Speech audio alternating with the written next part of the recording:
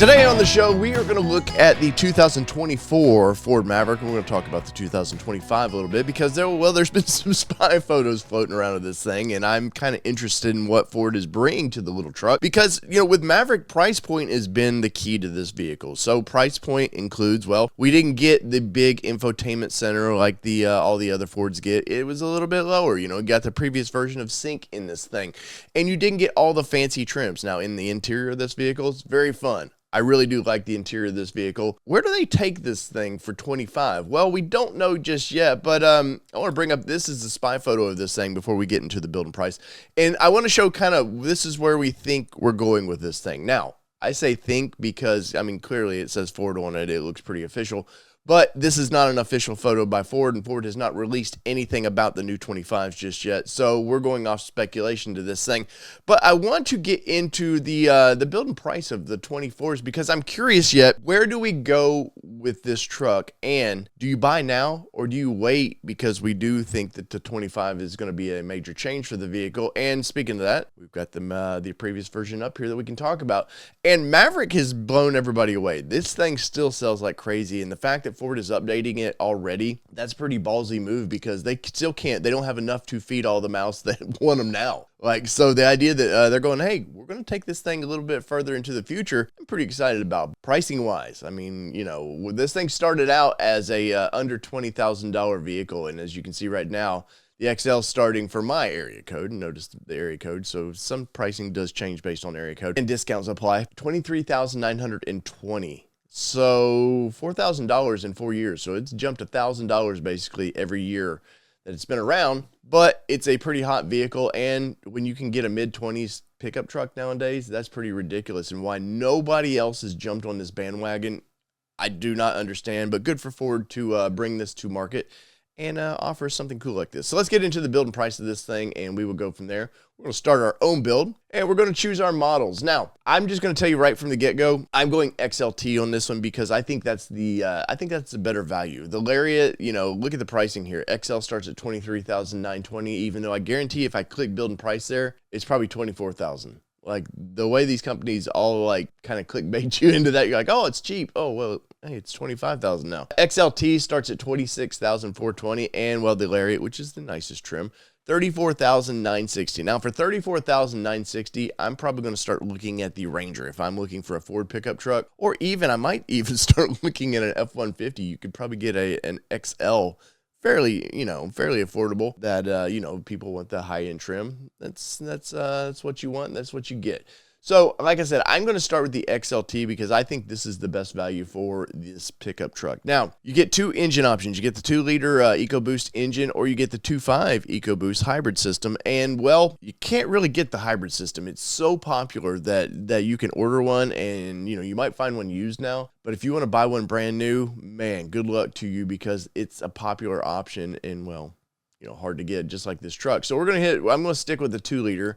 Because I think that's the one that we can actually get right now. So Maverick XLT Super Cruise, you can see there. Nice looking pickup truck. And of course, we showed you earlier where it looks like they're going to redesign the front clips and maybe the rear a little bit. I still think this is a very modern looking design, and I wouldn't be too ashamed to have this in my driveway. So let's look at the colors. Colors always determine the attitude of the vehicle. So we will start off with Shadow Black. Pretty cool. And back in my lowrider days, man, you could take a black pickup truck like this, put some very chromed out deep dish wheels on this thing. That thing would look pretty cool. You got Oxford White. So if you're a contractor, maybe you just like a white pickup truck too. But generally kind of a contractor's pickup truck color. Now we have Cactus Gray. Ford has run with this one, man. It's been on all their vehicles here lately. Carbonized Gray Metallic, which is what we started out with. And we've got this terrain color. So if, I don't know, maybe you want to build a light overlander kind of vehicle. I can't imagine using this for overland just due to the fact you don't have a ton of space. You probably could. Maybe you want that kind of military looking color. Next we have Azure Gray Metallic Tricoat, which is, as you can see here, it is an upcharge to that color. So it's a $500 upcharge to that. As well as Hot Pepper Red Metallic. That's an upcharge as well. A good looking color. And Iconic Silver, which is no upcharge. and it's classic color. And then we have the Atlas Blue Metallic. Now, out of all these colors, where would you, you got to leave me a comment. If you're a Maverick buyer or current owner, which one would you choose? Out of all these colors, man, I mean, this is going to be tough to choose because, I mean, there's some good colors in this thing. Azure gray there looks pretty good, but I'm probably going to go with the blue. The Atlas Blue Metallic, because Ford does a great job with this color, man. It is a nice looking color, and I like it quite a bit. Now, powertrains, like I said, we're starting out with the EcoBoost here. So let's bring this up.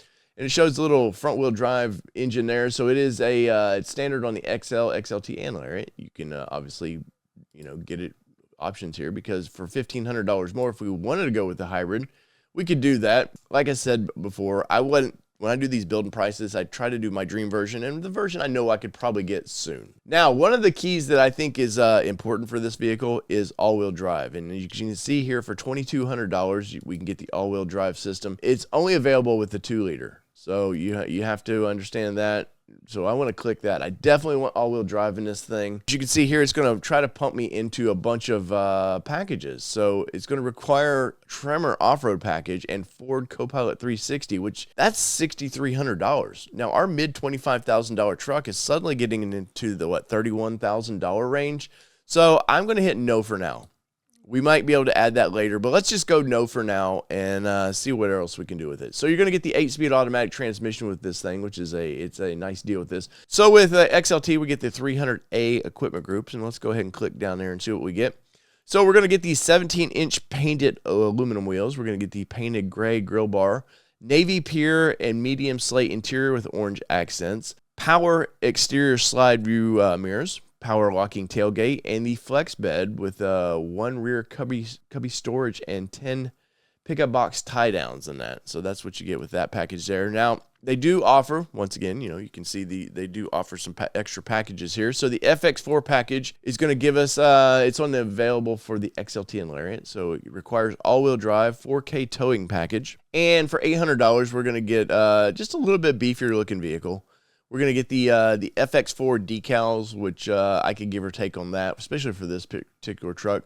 Exposed to tow hooks out front, which I can't imagine you could, do much with those with this pickup truck, though might surprise me. We're going to get the trailer hitch and 4-pin connectors. We're going to get the upgraded engine cooling fan. That's because, well, it's if you're going to be able to do a little bit more with that towing, you're going to need a little extra cooling. As you can see here, it is not available with the 2.5 hybrid engine or the black appearance package, which strikes me strange because I kind of want that black appearance package. But would you go with the FX4 package, or would you go on down to maybe the Tremor package, like it was trying to push us with the all-wheel drive system here once again? I don't know. That's a tough one because that's $2,200. And what is the advance? Let's just check out the advance real quick. So it requires Tremor package. Okay. Where would you add the FX4 for $800? Because I think that's a pretty good value for $800. You're getting the towing and all that. Or, for $3,400 right here, like I said, you can get the Tremor package. So I think I'm just going to go ahead and click the FX4 package because it's going to add the all-wheel drive that I wanted. As you can see here, removes the front wheel drive.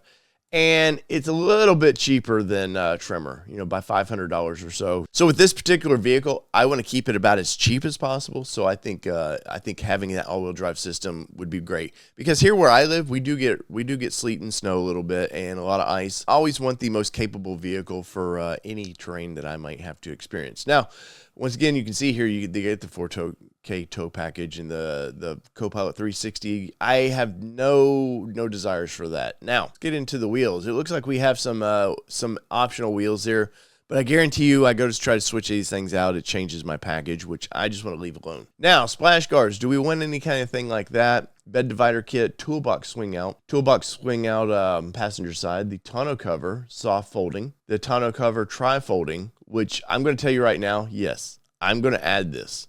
I think for this style vehicle, it's more of a commuter vehicle for me. I could take it on a long trip, throw my gear in the back of it, not have to worry about it getting all dirty or wet or anything like that. So definitely for $1,100, honestly, I almost think this should be kind of, I hate to say this, like Cybertruck. Should almost be a standard deal on this truck because, let's be honest, this is Ford. Since Ford did away with cars, this is more their car-like truck. and it rides like a car and it drives great. But so I think the tonneau cover should be standard on that. Bed extenders, no, I'm not going to do any hardcore stuff with this. Now the bed liner, this is a tough one for me because you get the modular drop in, which if I have this tonneau cover in, I don't have to worry about that thing coming out. I'm probably going to go with the spray in on this one because I just want that little bit of extra protection. I know it's in there. I don't have to worry about it. It's warranted from Ford. It's not like if I go to an aftermarket dealership and it flakes off that I have to battle with them. It's warranted with Ford. So for $500, I think that's probably any truck I ever buy. I would go ahead and opt in for the spray and bed liner. Now, also, if you're ordering this, just remember it does add a few weeks of wait time to your order, but I think it's well worth it. Trailer hitch is included with our package. Bed tie downs. A lot of these things I don't think I need. A tailgate lock. So I'm going to go ahead and add the tailgate lock for $40 because part of the tonneau cover is I don't want my stuff disappearing. So I don't want people just kind of pulling on the handle and going, oh, they didn't lock it. Full size spare. Do we want that? I think so. I think so for this truck. It's going to remove the mini spares. So yes, for $170, let's go ahead and just be done with it because you may never need it, but in that time you do. The little donuts, if you're on a long trip and you've got a very good distance to the next tire shop, you're very limited to the speed you're allowed to do with the little donut there. So 100% on that. Aeroskin hood deflectors. No, I'm good on that. A lot of this stuff, if I wanted it, I could buy it, aftermarket. See, now we're getting into some cloth interiors, which I have a feeling is going to force me out of a package if see, I would like to have the black cloth with this truck, but if it's going to keep me in, I'm going to go ahead and bypass it. Let's see if we can see the cloth interior real quick. There you go.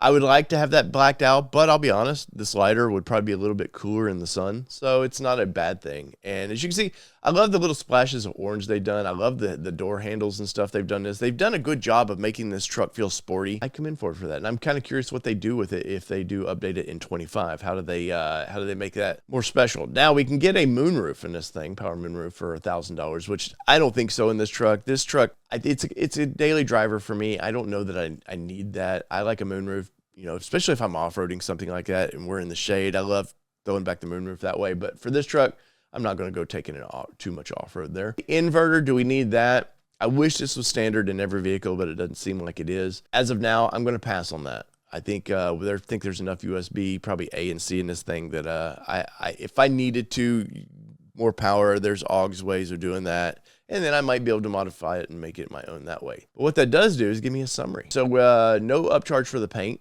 Our biggest upcharge was for the all-wheel drive system, which I think was needed.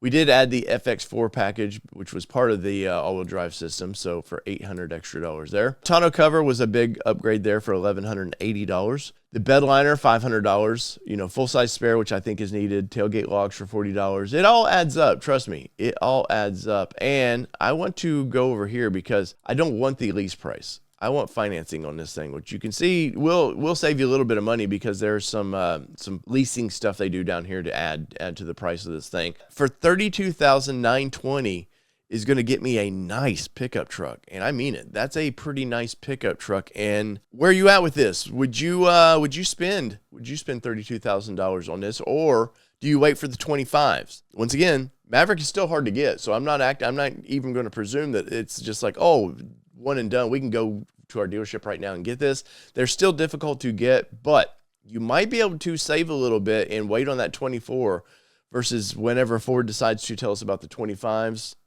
$32,000. I have a feeling it's going to go up. The Maverick will go up a couple $1,000s. So now we would be in roughly the $34,000 range. Go ahead and save your money. Get the 24s. I don't think it's going to be a major change other than, some looks, some appearance. I think you'll get a different radio. We've seen some spy photos of that stuff. Let me know where you're at with this thing. Would you spend that kind of money for the little pickup truck? As of now, my Ranger Raptor was almost $60,000, so this is half price. And if I needed just a little pickup truck to do things, probably the way to go. So whether it be two-wheel drive, four-wheel drive, all-wheel drive, I guess in this case of this little 2024 Ford Maverick, it's been your All Terrain Nation. I'm your host, David Wood, and we're out. Peace, everybody. Love y'all.